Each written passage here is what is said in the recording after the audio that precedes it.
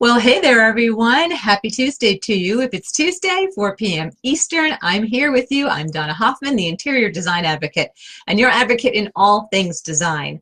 Every Tuesday, we stop what we're doing here at the studio, which is outside of Philadelphia, and we say, that's it. We got to come out and talk to our peeps. And I teach a little mini lesson on a topic and then take your questions on that topic, time permitting. So if you have a question and you're just joining us, if you have a question that you'd like to type in live that has to do with trends, should you follow them? Should you not follow them? Can you avoid them? By all means, put your question into the comment section so I can take that.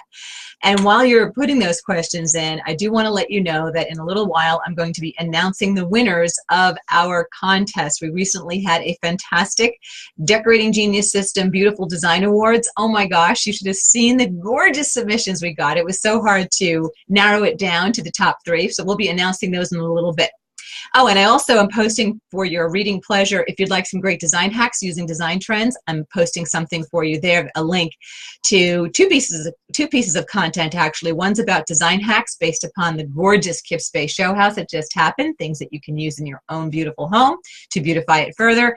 And within that piece of content, there's something that talks all about what the current design trends are. But for now, in this Facebook Live, again, if you have a question about how do you avoid design trends? Can you avoid design trends? Or how you should be handling a design trend right now? Feel free to put that into the comment section. So let's talk about it. Can you avoid design trends? I really love it when some of my design peeps, say to me, Donna, I'm really not trendy. And I think, we are all affected by trends, whether you realize it or not. For example, I dare you to open your favorite magazine or any magazine and just browse the kitchens and not see white cabinetry, slab doors or shaker doors, open shelves, thick chunky white shelves or stained chunky shelves, and subway tile in a brick lay, subway tile in a straight lay, subway tile in a herringbone, subway tile in a north-south lay-in as opposed to an east-west lay-in, right? So I'm ringing some bells out there. We are all seeing trends all the time. So it's very hard not to start to be influenced by them, not to be affected by them. I'll tell you that I'm redoing my own family room right now. I have about 20 seconds a week to work on my own home because I'm designing everyone else's home. And pretty soon, I promise, I'll start posting on Instagram about the project so you can follow it along. But I have to tell you that when I first started to work on the room and found a gorgeous color for some gorgeous new club chairs, I was really annoyed when I saw that that color started to trend. Now, I shouldn't be annoyed as a designer because the design side of me from my portfolio, I do need to show things that are trending. But as the woman living in a home, I like having my own signature style, and I don't want my home to look like every other home that's out there.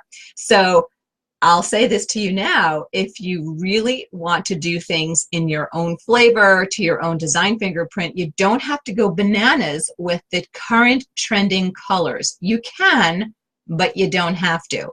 And I'll share too that I may be keeping that said family room that I'm talking about redesigning. I may keep it in the color that is currently painted.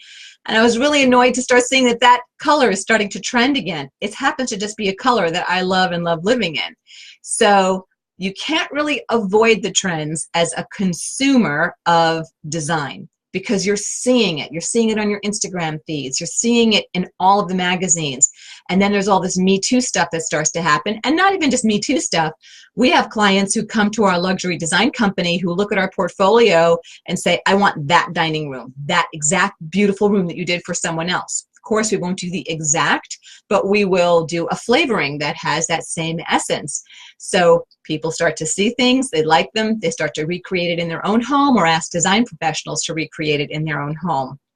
And you also have buyers who work at stores or online retailers who are trying to guess the trends, guess what it is you're going to want to purchase. So they're filling their websites, their catalogs, their stores with currently trending silhouettes, currently trending styles, and currently trending colors. So I'm going to tell you, even if you say, I'm not very trendy, it's really, really hard to avoid the trends. So if you have a trend question about a project that you're working on in your home, please, by all means, feel free to put that into the comment section. I'd be happy to answer your question live. While you're putting those questions in, I just want to announce a couple of our winners.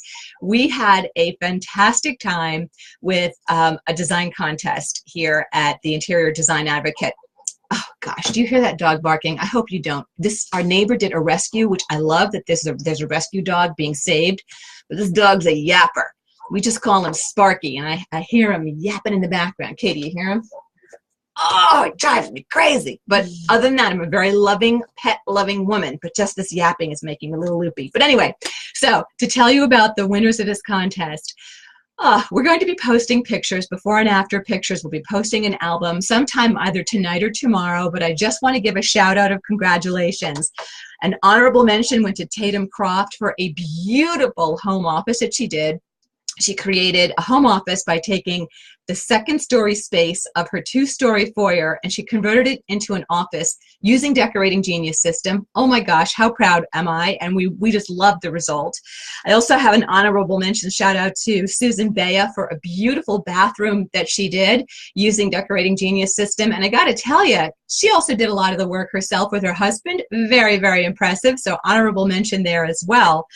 And then we had a third place design award go to Joyce Ray for a beautiful living room, total transformation. Oh my gosh, she really powered this place up, and we were so proud of her. Second place went to Peggy Stetson for a stunning living room that she created in an open concept plan. So beautiful. In fact, Peggy not only got the second place Beautiful Design Award from us, but she also got the TIDA Peeps Choice Award from the whole community of DGS or Design Genius system users. People really loved Peggy's space. And then first place, drum roll, went to Kim Kirsten for a stunning kitchen renovation. Oh my gosh, what a transformation. And all of these wonderfully talented design lovers working on their own home achieve these great results using our product. So we're so, so proud. And again, we'll be posting those pictures. So big hug to all my winners. And I know my winners already know that they've won because we announced this in our private Facebook group for them as well.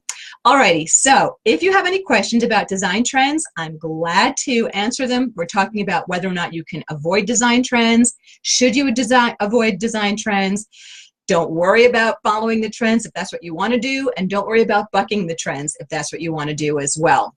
So I'm happy to take some questions if there are any questions. I don't see too many. I see hellos coming in from Claudia. Hi, Claudia. Gina is saying hi as well, and Nancy Lem is giving me a hello. I'm glad to see you out there. Ladies, it's so good to have you with me. So if there are no questions, I'm happy to just kind of give you a kiss goodbye. You had your little mini lesson. Congrats to the ladies from Nancy. That's good, Nancy. Thank you so much for supporting everyone. I have to tell you, Nancy, and to everybody who participated in the back room of the Decorating Genius system, who's in that private Facebook group, and everybody who is voting on the TIDA Peep Choice Awards. I love how incredibly supportive you all are of each other, working on your projects, but also how supportive you were of everybody who entered, and just such positive, wonderful support from you as a community. I was really, really thrilled. So thank you so much for that as well. Okay, I guess I'm going to wrap it up here. We didn't have any questions on design trends this week. That's fine. We will scooch back to work here at the design studio. Next week, I'm going to be talking about renovation. 'Tis the season. It's the spring. Everybody's got renovation on their minds. So next week, I'm going to be talking to you about how to avoid renovation nightmares. So you'll definitely want to show up with your renovation nightmare stories or questions or trepidations about how to avoid them. And I see a question just came in, my high-tech note questions coming in. So before I sign off, I'll take a look at a question on trends. Okay, Lori Jarrett Lewis wants to know, wood floors seem to be trending, but they are expensive compared to wall-to-wall carpet. For resale, is it worth the cost?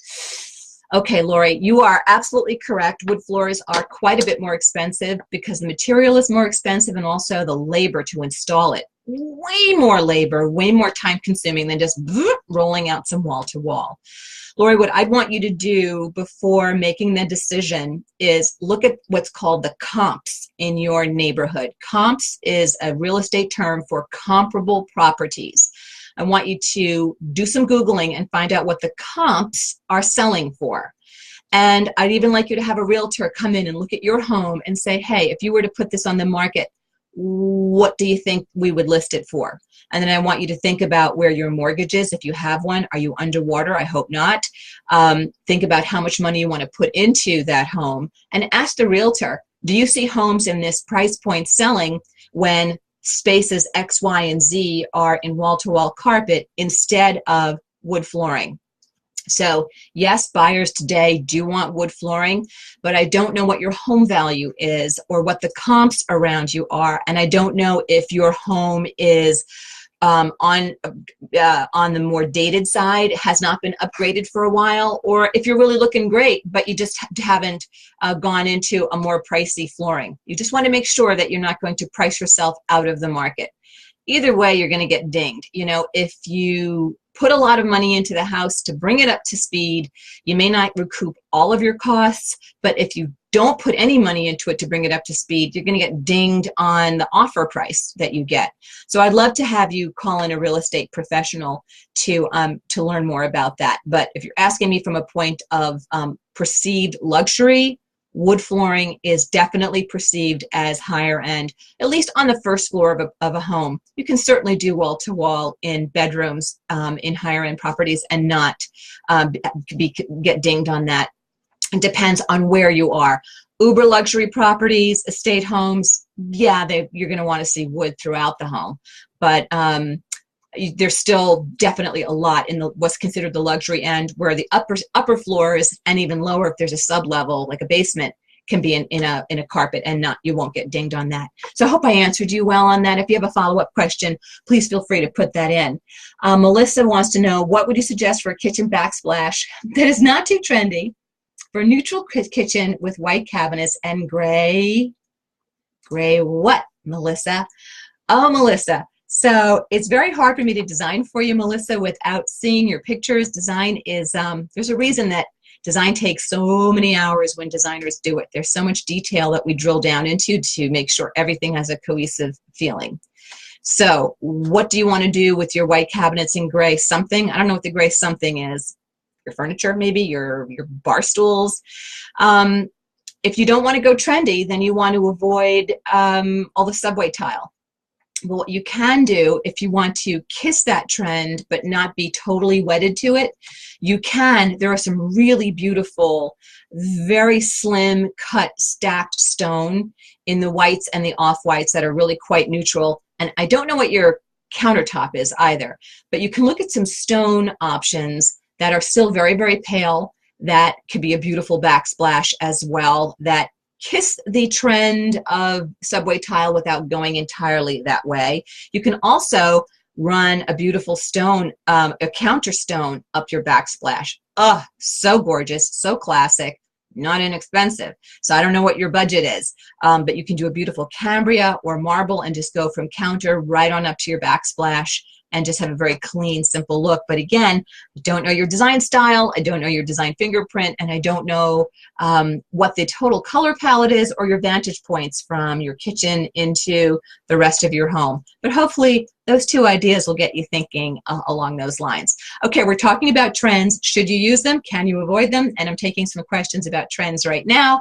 And let's see if I have any other questions. Oh, Melissa's saying gray and neutral counters. So much for wrapping your counter. You won't be able to do that. Okay, gray and neutral counter. And you have granite. Okay, got it. Melissa, I would look at some stone. I would look at some stone if you want to stay off trend instead of going into the ceramic tile, which is everywhere. And again, if you love it, you can do it. I don't want you to not do something that you love because you're afraid that the trend is going to pop. The trend is going to start to morph. It already is, which is why you're seeing so many different lay-in patterns on that subway tile to begin with.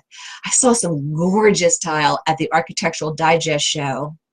It was by a major clothing designer, obviously, who had licensed out his name.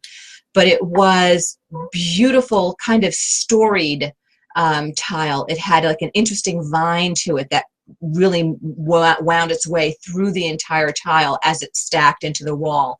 You know, you can look at who are some of the great tile studios that we like, Katie. Joanne Hudson has some great tile, but she's like Artistic Tile and Stone is a great one. I just like somebody on Instagram, a cement tile group down in Dallas. Can't think of their name. I'll have to look that up. So you can do some Googling for some, if you want to do a different material, that could be really interesting for you as well. Perhaps you're going to do maybe look into something in a cement. But if you want to stay off of that, that subway tile in ceramic, I would definitely head into some stone instead. And I'd also not put any color into it. So you stay very, very neutral, even including any sort of splash tile. I wouldn't do a glass accent, I would stay super, super duper neutral and bring in your accents and splashes, you know, through your accessories and that sort of thing as well. Okay, so I've got time for 1 or 2 more questions. If you guys would like to still pop in some questions, feel free. Mary Kay says, hello, Mary Kay.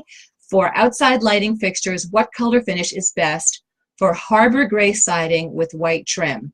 House is Coastal Bungalow Craftsman.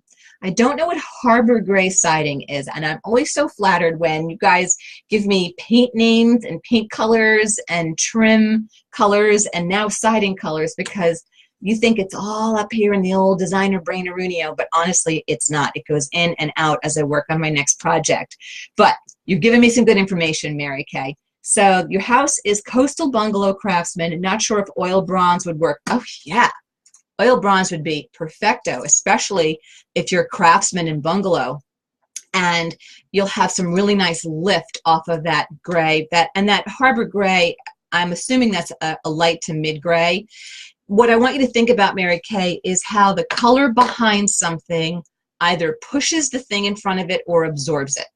So if you went into a more silvered finish, would it get sucked up into that gray? Would it kind of disappear and fade, or would it pop? I was just working in the studio on accessorizing a cocktail table. I'm accessorizing a giant home right now, and one of the areas I was working on is this kind of clubby feeling sub-level foyer entry point. And what I was looking at was, do I want the items on that cocktail table or coffee table to lift off the table, or do I want them to just sink quietly into the table? So I want you to ask yourself that, Mary Kay, about your lighting. I'm seeing in my mind's eye, based upon what you've described in your home, I'm seeing that oil rub bronze. I think it would be very handsome and beautifully offset with that nice crisp white trim. So my suggestion, without seeing your project, that's so take it for what it's worth there. Okay, so great question. Thank you so much. Shelly said, hi, I made it. Yes, Shelly, you did, but I think we're getting ready to sign off. Oh, Mary Kay is telling me medium gray. Yeah, medium gray. You could probably actually do either. You could probably do something in a silver finish, or you could do something in an oil rub bronze. But with that craftsman style, I think the oil rub bronze would be really handsome. But again, I'd love to see what your whole outside looks like, your whole exterior. I don't ever want to give you glib advice. So you're giving me a little piece of information. Based upon your little bits of information, I'm giving you my best guesstimate on that. Okay, my dears, listen, I don't see any more questions coming in on trends. So I'm going to start to wrap it up. Next week, we are definitely going to be talking about how to avoid renovation nightmares. So if you are getting ready to renovate a bath or a kitchen and it's on your brain and you're getting nervous, or maybe you're going to blow out the back of your home and do something, show up. We'll be talking about how to keep you safe and your family safe and the stress level really low through that renovation. If you liked this Facebook Live and you like joining us, please hit share, help us get the word out, and definitely give us a follow on Instagram at decorating.genius, at decorating.genius, so we can keep you totally informed and totally excited and totally motivated and taken care of in all your design projects. Okay, my lovelies, it was great seeing you. I'll see you next week, 4 p.m. Tuesday, 4 p.m. East Coast time Tuesday, here for our next Facebook Live all about how to make sure you avoid those renovation nightmares. See you next time.